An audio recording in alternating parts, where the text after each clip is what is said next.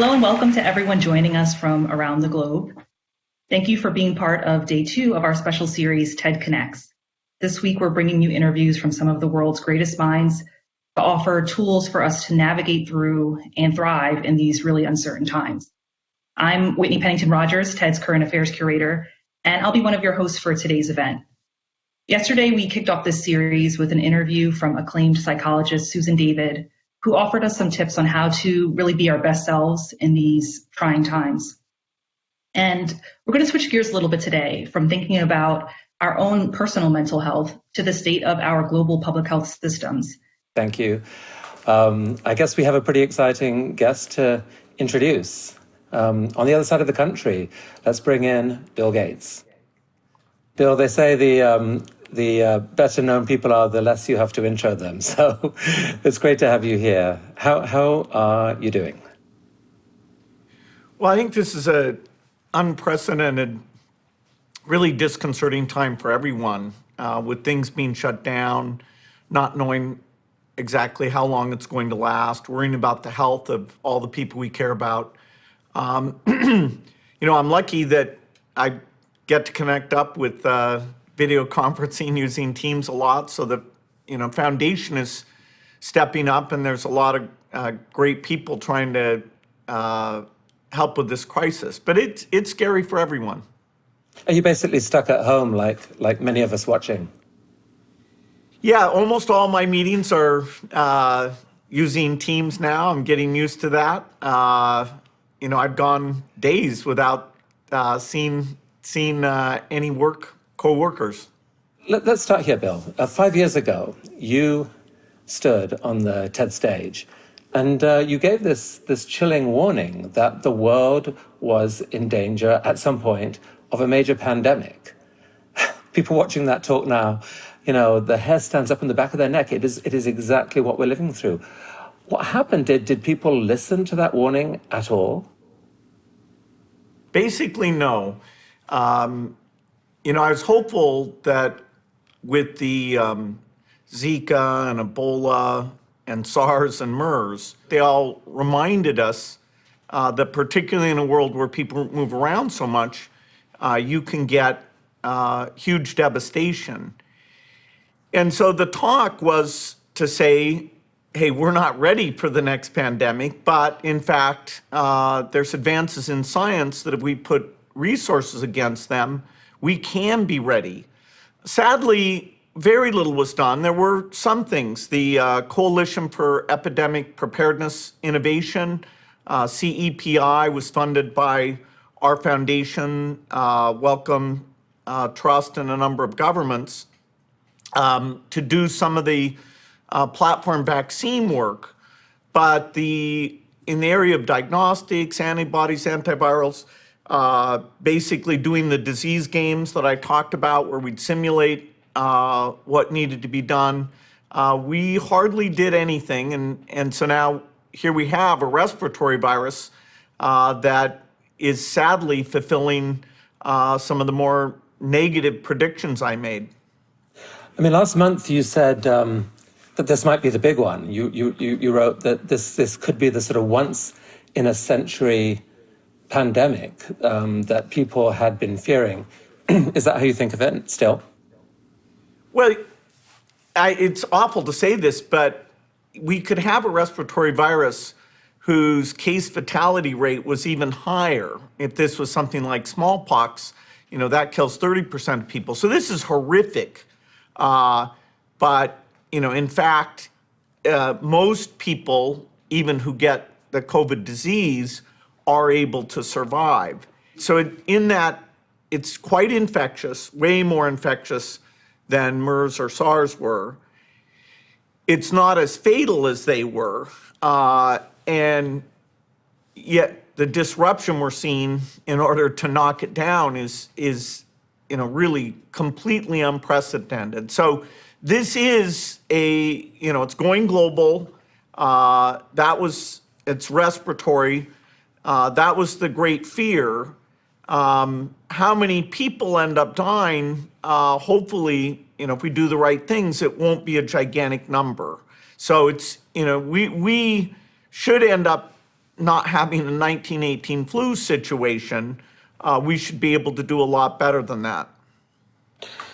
And that's because of actions that we would take. I mean, left without the right actions, the prospects are pretty deadly. I mean, if we knew what we knew in 1919, this thing could take out many tens of millions of people around the world. Because, like you said, is the key thing here that it's got this sort of strange combination of being certainly more dangerous than flu, not as dangerous as something like Ebola or SARS, but more dangerous than flu by a factor, but infectious, and also infectious before symptoms have started. Is that part of why it's been really hard to respond to? Right. So Ebola, you're actually flat on your back before you're very infectious. So you're not at church or in a bus or at a store.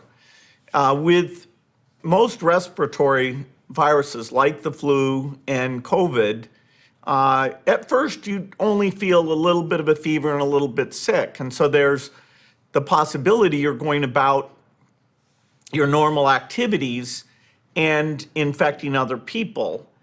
And so, human-to-human transmissible respiratory viruses that in the early stage aren't stopping you from doing things, that's kind of a worst case. And that's where, I did a flu simulation in the 2015 talk and showed how quickly it spread. Versus 1918, people move around a lot more now than they used to. And so that works against us. Now, the medical system that steps up to treat people is also far, far better. But when was it clear to you that that unless we acted, this could be a really deadly pandemic? Well, in January, it was discussed that there was human-to-human transmission taking place. And so, the alarm bells were ringing that this fits the very scary pattern, that it will be very difficult to contain. And on January 23rd, China did their equivalent of the shutdown, did it in a fairly extreme form. The very good news is that they were able to reduce the infection rates dramatically because of those actions. But it's January where everybody should have been on notice. Let's get our act together with testing.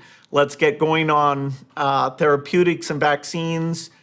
We've got to get organized because we have this novel respiratory virus whose infectiousness and fatality put it in that super scary range. And so what did happen? Because it's such a mystery to me about the sort of the lost month of preparation. Certainly, I mean, in many countries, and certainly in the US, where we are. Were you on the phone to people during early February, late January, early February, saying, guys, what's going on? This is a really big deal. What are we doing? What was happening behind the scenes during that period? Well, you'd like to have government money show up for the key activities. We put out $100 million. We created the Therapeutics Accelerator. There's the period between when we realized it was transmitting and now where we should have done more. I think the most important thing to discuss today is that in the area of testing, we're still not creating that capacity and applying it to the people most in need. And so we have health workers who are symptomatic who can't get a test, and so they don't know should they go in and not go in. And yet we have lots of tests being given to people who aren't symptomatic. And so the testing thing, to me, it's got to be organized. It's got to be prioritized. That is super, super urgent. The second thing is the isolation that, various parts, just focusing on the US, some parts are doing that in a fairly strong way and other parts not yet. And, it's very hard to do. It's tough on people. It's disastrous for the economy. But the sooner you do it in a tough way, the sooner you can undo it and go back to normal. So we'll come to the isolation part in a minute, but just sticking with the testing thing, I'm just so confused as to why, with more than a month's notice, I mean, there are so many smart epidemiologists in the US, for example. You plug numbers about infectiousness and fatality into any simulation, and you see that if you don't do anything, millions of people will die. And there's a month. So what's your explanation for what do you think happened here as to why there was almost no test? A month later, there was no viable test in the US. Was this just government complexity, too many chefs in the kitchen? What on earth happened here? Well, we certainly didn't take advantage of the month of February. The good news is that the actual process, the PCR machines, we have a lot in the United States. And so there's models like South Korea who took advantage of February, built up the testing capacity, and they were able to contact trace, and their infections have gone down even without the type of shutdown that, because we're late, we're having to do. One thing that is good news just this week is that people had thought to do this test that you had to have a nurse or doctor shove a swab way up all the way to the back of your throat, which hurts a lot, but also you're going to cough and potentially spread the disease to that healthcare worker. So they have to have protective equipment and change that. What we sent data to the FDA this weekend showing that just a individual by themselves swabbing up to the tip of their nose, they're able, the accuracy of that test is essentially the same as having a healthcare worker do it. That helps a lot. We still have to do other things, but that means that you don't have to change protective equipment. You just hand the patient that swab, they do it, put it in the test tube, and if the capacity's right, within 24 hours, you should get that result back. So how do you see that playing out? Are there people going to massively scale those tests, and how will ordinary citizens be able to get hold of them? Does it still have to be actually kind of prescribed by a doctor at some point, or at some point will you be able to just order them off Amazon or something? And well, it's pretty chaotic today because the government hasn't stepped in to make sure that the testing capacity is both increased and it's used for the right cases. There'll be a website, and if the federal government doesn't do it, a lot of local governments will have to do it, that you go to, you give your situation, including your symptoms.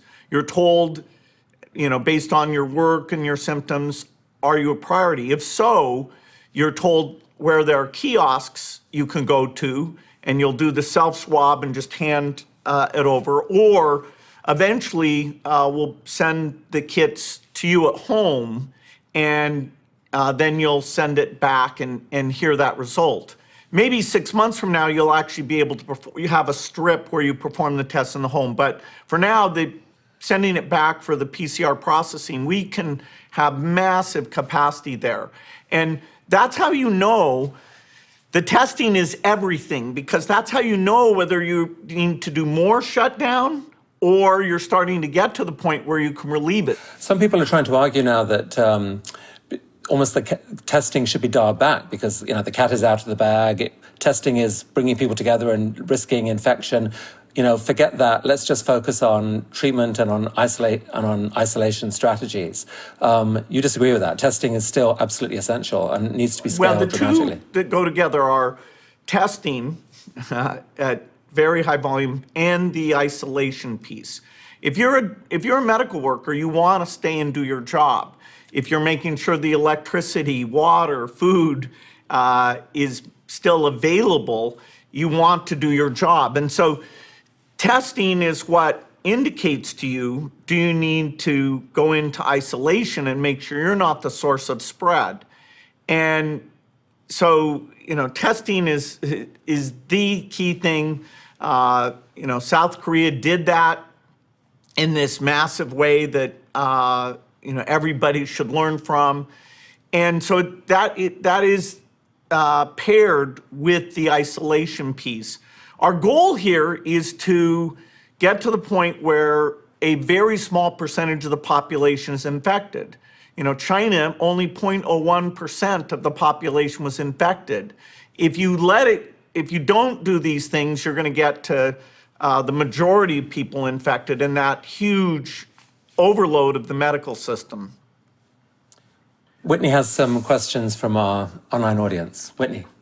Some of the questions that we're seeing are about how our tech giants and leaders can play a role in isolating this and containing this virus. The tech companies are very involved in making sure that some work can go on. People can stay in touch.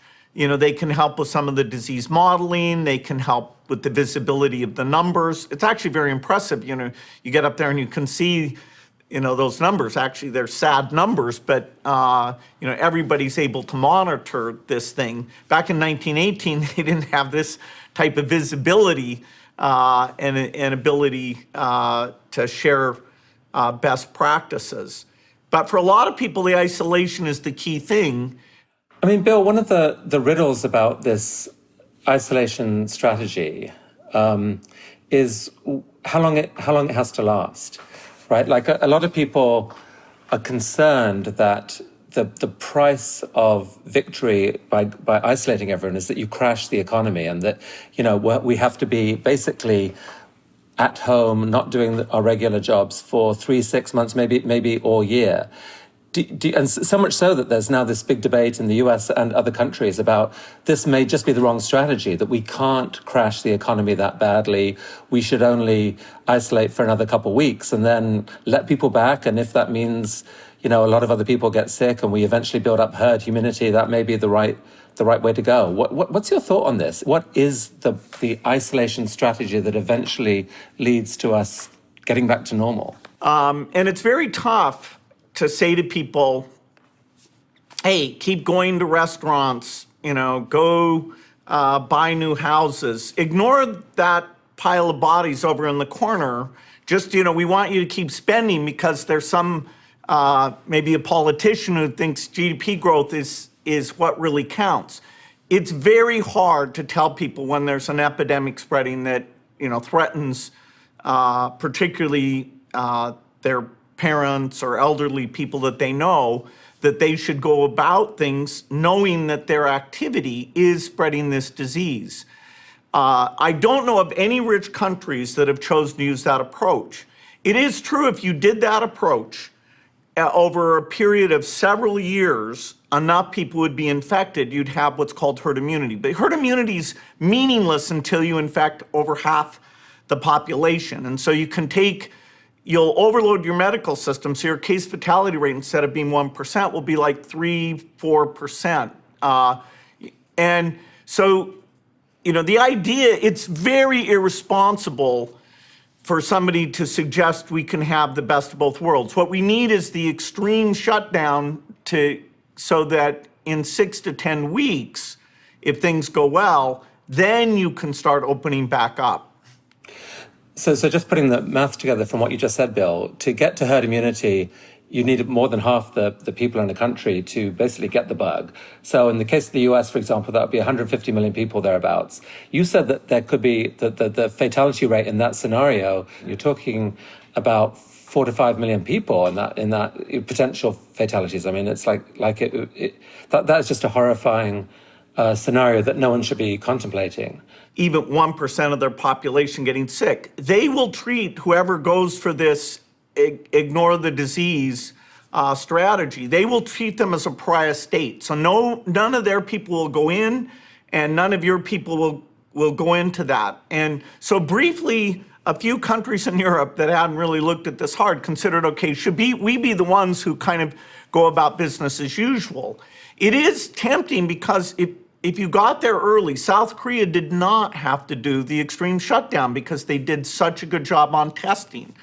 And, that's why it's so maddening to me that the government's not allocating the testing to where it's needed And maybe that'll have to happen at the state level because it's not happening at the federal level. But there is no middle course on this thing.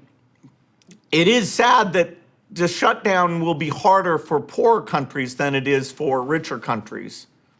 So let's come into that in a minute. But just the one exception I've heard the case made for is Japan, that Japan has not contained it quite in the same way that South Korea did, but has allowed people to work. It's tried to make extreme measures for protecting the most elderly population, but they've tried to sort of they've tried to find a middle scenario, haven't they? Well, if you act when you have hundreds of cases, you may be able to contain it by doing great testing and great contact tracing and restricting foreigners coming in without as much damage to our economy. The U.S. has passed this opportunity to control without shutdown, so that the worst case of what was happening in Wuhan in the beginning or in northern Italy, over the last few weeks, that we avoid that. But we did not act fast enough to have an ability to avoid the shutdown. But then what I don't understand, in the case of the US, for example, is that even if we're successful in bending the curve and reducing the number of new cases from a period of extreme shutdown, as it were, no immunity has been built up. Let's say that there's still no vaccine. Surely when you lift restrictions and people start going back to work, the whole thing just blows up again. The experience that we're seeing in China and in South Korea is that there are not these people who are asymptomatic that are causing lots of infections. And that's a parameter that as you build the model, you have to put in. If there's an imperial model that people talk about a lot, which shows that reopening is very hard to do, but the results of that model are not matching what we see in China. And so very likely there aren't as many of these infecting asymptomatics. And that's why you have to be pragmatic. There's a lot we don't know. For example, seasonality may help us in the Northern Hemisphere. The force of infection will, respiratory viruses, to some degree, they all are seasonal. We don't know how seasonal this one is, but there's a reasonable chance that the force of infection will be going down. And it's your testing that always is telling you, oh my gosh, do I have to shut down more? Or can I start to open up? So particularly right as you open up, that testing and contact tracing is saying to you, and you can say I'm on the more optimistic side that it will be possible to do what China's doing, where they are starting to go back to normal. And help me understand what happened there, because it seems kind of miraculous to me, because this virus was exploding, yes, in Wuhan, but people moved from there to many other parts of China. How is it possible that the combination of the shutdown in Wuhan and measures elsewhere seem to have got to the point where there are literally no new cases happening? I mean, to me, that implies that literally the virus is not circulating at all between humans in China. There's a few tourists coming in who they deal with, but I mean, how on earth, is that literally your interpretation of what happened? That absolutely. It's no longer circulating in China? What you should do is take a spreadsheet and take a number like 4. One person infects 4 people, and say the cycle, is every 10 days. Go through, 8 of those cycles, and you're getting a big number. Start with 10,000, and then, that increase. If you take the number 0.4 instead, that is the average case infects 0.4 people, which then look at what happens to that number as you go out. It drops to 0. And so things that are exponential are very, very dramatic.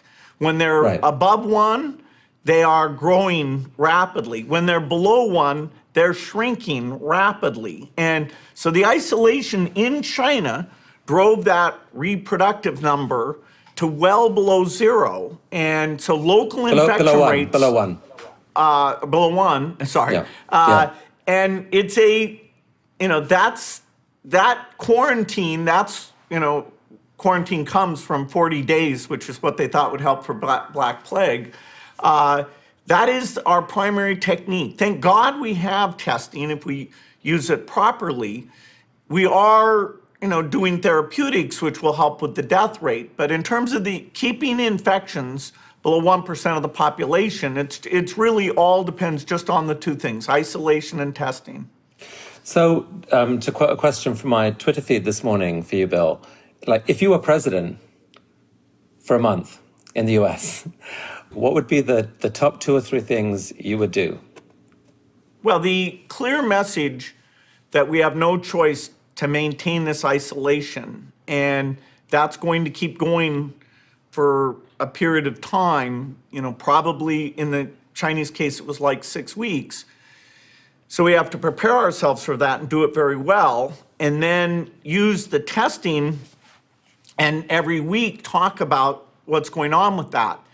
If you're doing isolation well, within about 20 days, you'll see those numbers really change. Instead of this, you'll see this. And that is a sign that you're on your way. Now you have to stay to get those more generations that are, 0.4 infections per previous infection. You have to maintain it for a number of weeks there. And, so this is not going to be easy. We need a clear message about that. It is really tragic that the economic effects of this are very dramatic. I mean, nothing like this has ever happened to the economy in our lifetimes. But money, bringing the economy back and doing money, that's more of a reversible thing than bringing people back to life. And so we're going to take the pain in the economic dimension, huge pain, in order to minimize the pain in the disease and death dimension. Whitney. So we have a lot of other questions coming in. One of the ones that we've been seeing is this question about what tools are available for countries that maybe don't have the luxury of being able to social distance, don't have great health systems in place. How should they be handling this virus? Yeah, I would say that if the rich countries really do their job well, by the summer, they'll be like China is, or some of the other countries that responded early. But in the developing countries, particularly in the Southern Hemisphere, the seasonality is large. As you say, the ability to isolate, when you go out to get your food every day, you have to earn your wage. When you live in a slum where you're very nearby each other, it's very hard to do. As you move down the income ladder, than it is for a country like the United States. And so we should all, accelerate the vaccine, which eventually will come. And, people are being responsible to say that, that's going to take 18 months. And there's a lot of those being pursued. I'm talking a lot with Seth Berkley, who you're going to have later this week, who can talk a lot about the vaccine front, because he's definitely at the center of that, at being the head of Gavi. We do need to get really cheap testing out to these countries, and we need to get therapeutics so you don't need to put 5% of people on respirators, because even if they had the equipment, they don't have the personnel. They just don't have the beds, the capacity.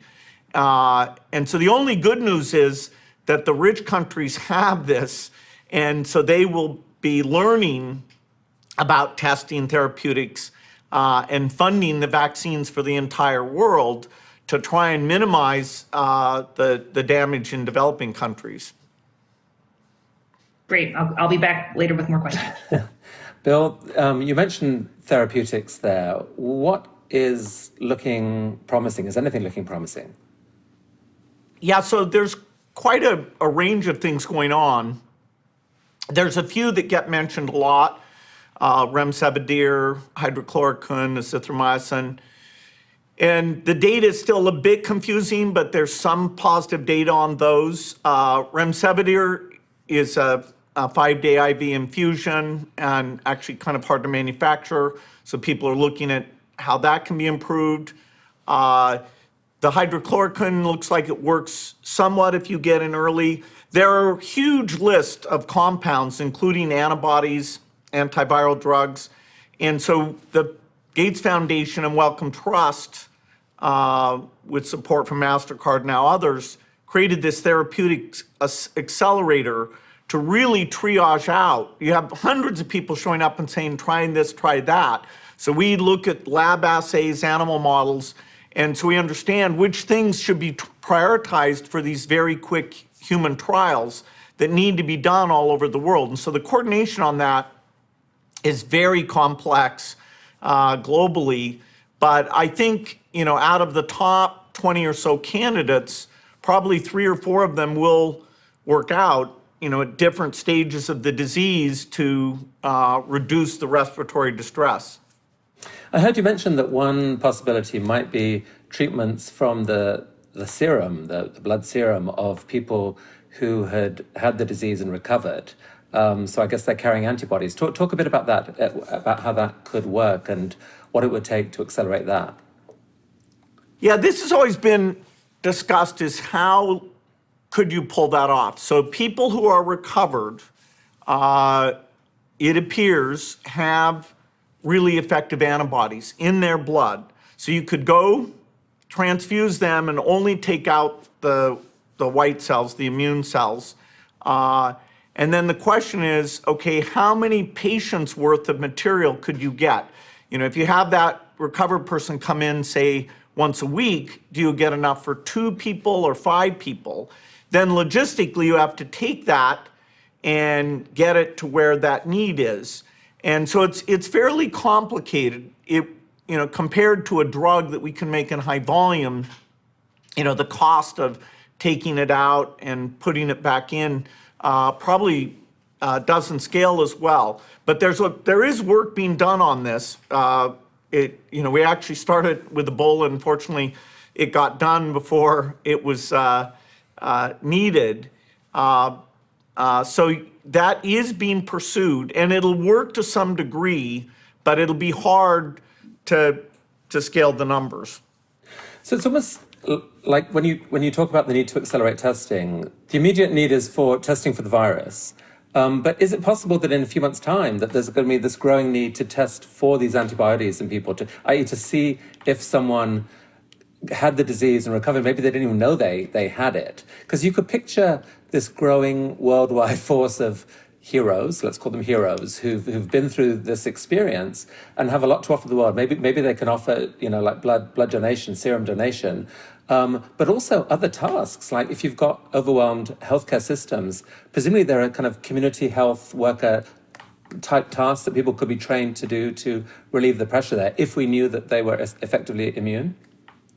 Yes, until we came up with the self-swab and showed FDA that that's equivalent, we were thinking the people who might be able to man those kiosks would be the recovered patients. Now, we don't want to have a lot of recovered people. To be clear, we're trying through the shutdown in the United States to not get to 1% of the population infected. We're well below that today, but with exponentiation, you could get past that 3 million. I believe we will be able to avoid that with the having this economic pain. Eventually, what we'll have to have is certificates of who's a recovered person, who's a vaccinated person, because you don't want people moving around the world where you'll have some countries that won't have it under control. Sadly, you don't want to completely block off the ability for those people to go there and come back and move around. Bill, is your foundation helping to accelerate the manufacture of these self-tests? What are the prospects for really seeing scale on some of this testing soon? Not just in the US, but globally.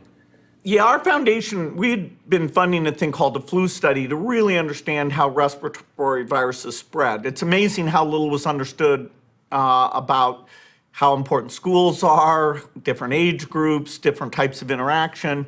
And that gave us an experience. In fact, that flu study actually was the first time coronavirus was found in the community, because the government was still saying you only test people who come from China.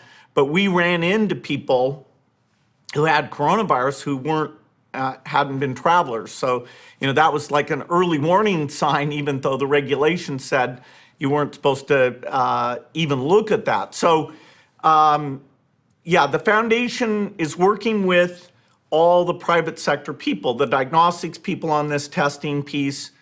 Now that we can do the self-swab, those swabs are very easy to manufacture. The one where you had to jam it into the throat, deep turbinate, that was getting into short supply. So the swab, should not be limiting. Neither should the various chemicals that help run the PCR machine. So we should be able to get to a South Korea type prioritized testing thing within a few weeks.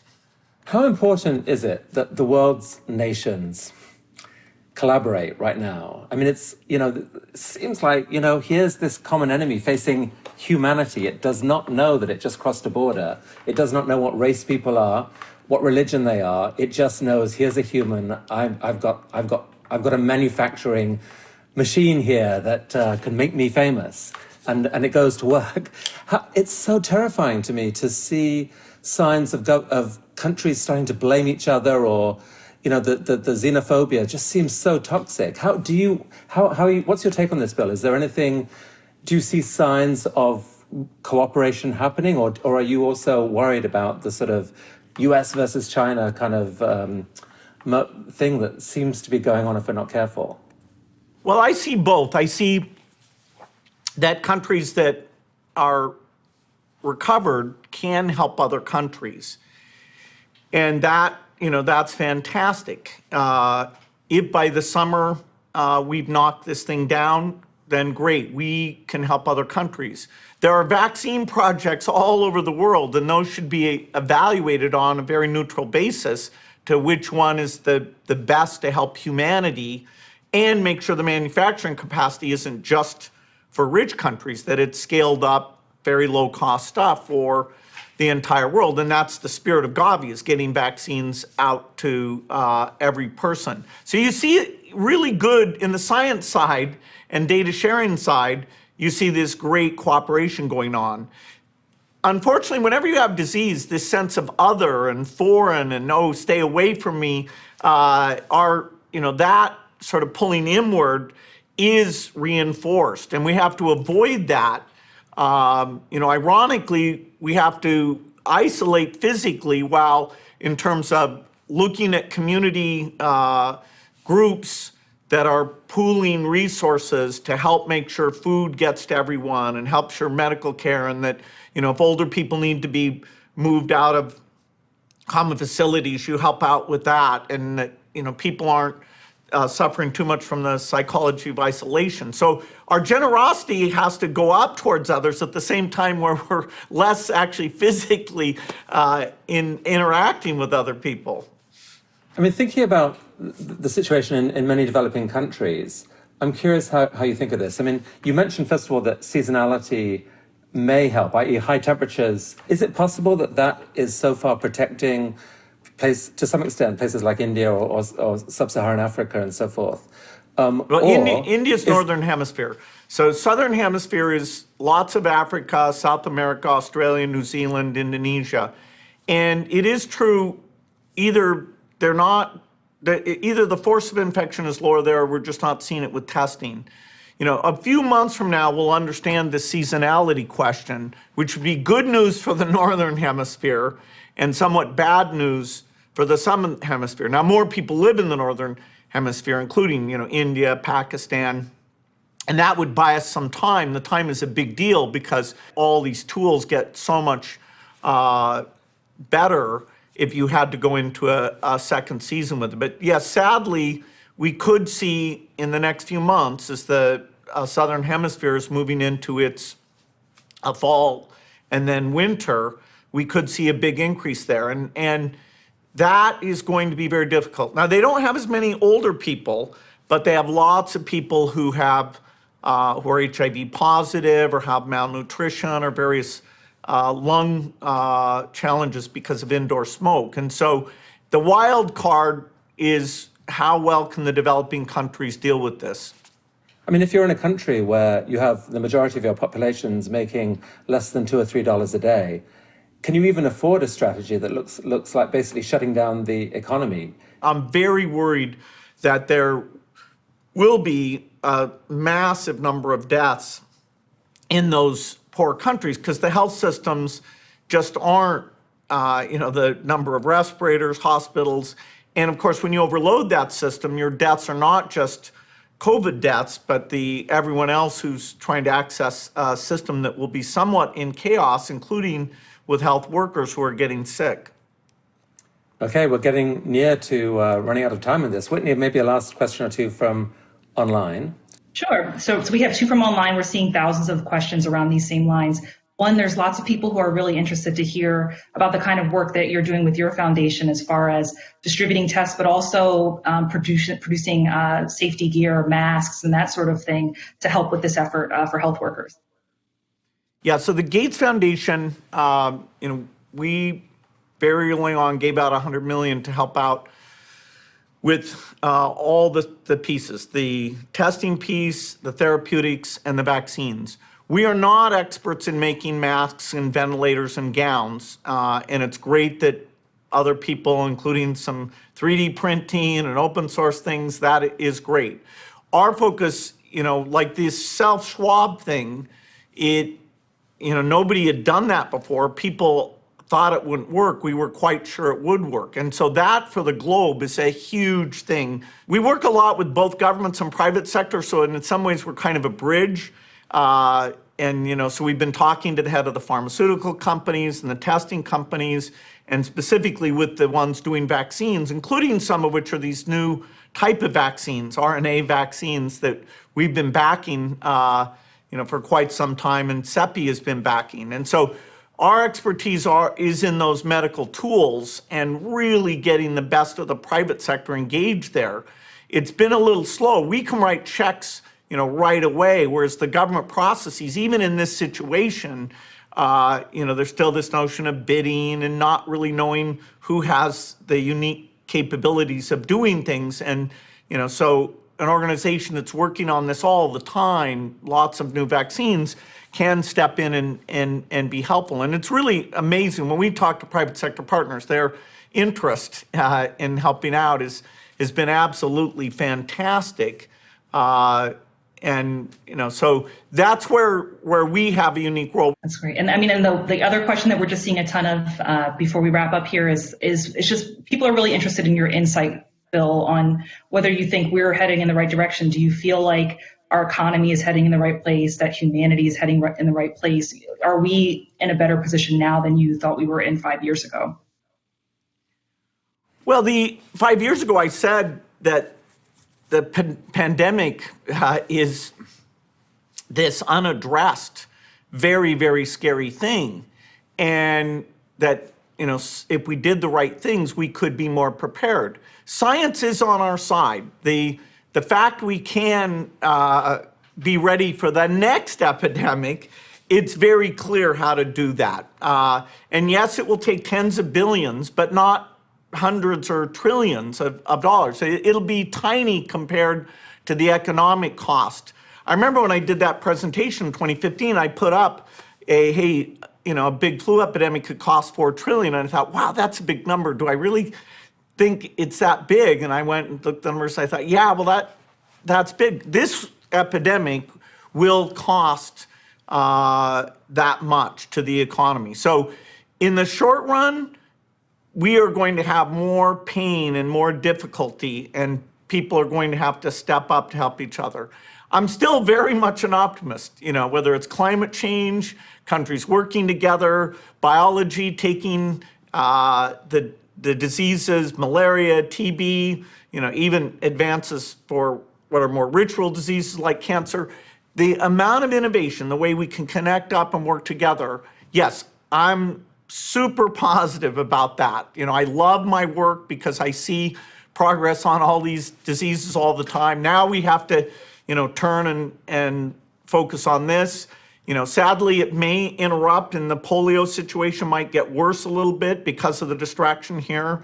We're using a lot of the great capacity that was built up for those polio activities to try and help the developing countries respond to this very well, and that is appropriate. But the message for me, although it's very sober when we're dealing with this epidemic, I'm very positive that this should draw us together.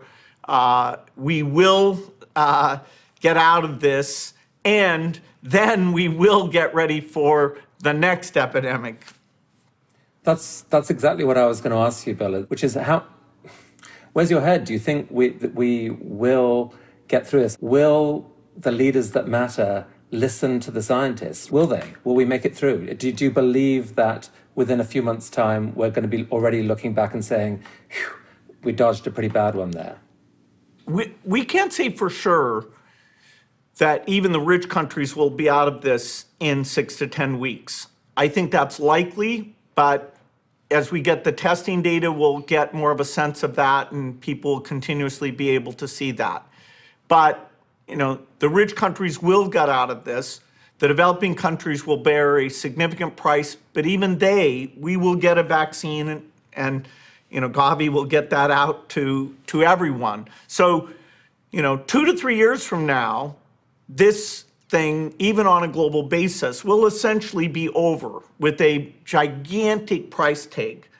But now we're going to know, okay, next time we see a pathogen, we can make billions of tests within 2 or 3 weeks. We can figure out which antiviral drugs work within 2 or 3 weeks and get those scaled up. And we can make a vaccine, if we're really ready, probably in 6 months, using these new platforms, probably the RNA vaccine. So specifically, there are innovations that are there that will get financed, I hope quite generously, coming out of this thing. And so 3 years from now, we'll look back and say, that was awful. There's a lot of heroes, but we've learned the lesson, and the world as a whole, with its great science and desire to help each other, was able to try and minimize what happened there and avoid it happening again. That's certainly the optimistic scenario that I'm craving for myself, that the world kind of realizes, one, that there are certain things that you just have to unite on. Two, that science really matters, and that it's a miracle that science can understand this bug, make a vaccine, sequence it, make therapeutics, understand how to model it. It's kind of miraculous to me. So will we learn now to pay attention to scientists? Because if we do, and I'm sure that you feel this as well, there's an amazing analog, right, with climate. It's just a different time scale, that the scientists are out there saying, there's this huge enemy coming. If we do nothing, it's going to take millions of lives. It's going to wreck our planet. For God's sake, act, politicians, do something. And the politicians are going, no, we need a little more GDP, we need to win an election, and they're not acting. Do you see a scenario where this shocks politicians to actually change their thinking and their prioritization of science overall, or is that asking too much? Yeah, it's interesting how much of this distraction will delay the urgent innovation agenda that exists over in climate. I have freed up a lot of time to work on climate. I have to say, for the last few months, that's now shifted, and until we get out of this crisis, COVID will dominate, and so some of the climate stuff, although it'll still go on, it won't get that same focus. As we get past this, yes, that idea of innovation and science and the world working together, that is totally common between these two problems. And so I don't think this has to be a huge setback for climate. So last question, there are thousands of people watching, many of them living alone, some scared. There may even be people there who have this virus and suffering symptoms or are recovering. By the way, if that's you, we'd love to hear from you. We really would. Maybe have a conversation with some of you of just, in a future one of these, just understanding the experience. But Bill, what can people do as individuals from their own homes right now to try and help? Well, there's a lot of creativity. Can you mentor kids who are being forced into an online format where the school systems really weren't ready for that? Can you organize some giving activity that gets the food banks to step up where there's problems there? These are such unprecedented times, and it really should draw out that sense of creativity while complying with the isolation mandates. Well, Bill, I really want to thank you for spending this time with us and for the financial investment, the time investment. You've really invested your life into trying to solve these big problems, and this is as big as they get. I have a hunch that your voice is really going to be needed in the next few weeks. Thank you so much for your time today. This was really wonderful hearing from you. Thank you. Thanks, Chris. Okay, well, thanks everyone. Thanks for being part of the TED community. Look after yourselves. Be smart about this. It's like, get ahead of it. If you're in a part of the world where this thing hasn't really hit, listen to Bill Gates. Get ahead of it. To keep, if you possibly can, socially distance, not physically distance, and socially connect. That's what the internet is for. These days are what the internet was built for. We can spread love, we can spread ideas, we can spread relationship, we can spread thought without spreading a dangerous bug. So get ahead of it and let's figure this out together. It's been wonderful spending time with you from Whitney and from me and from the whole TED team. Thank you, and over and out.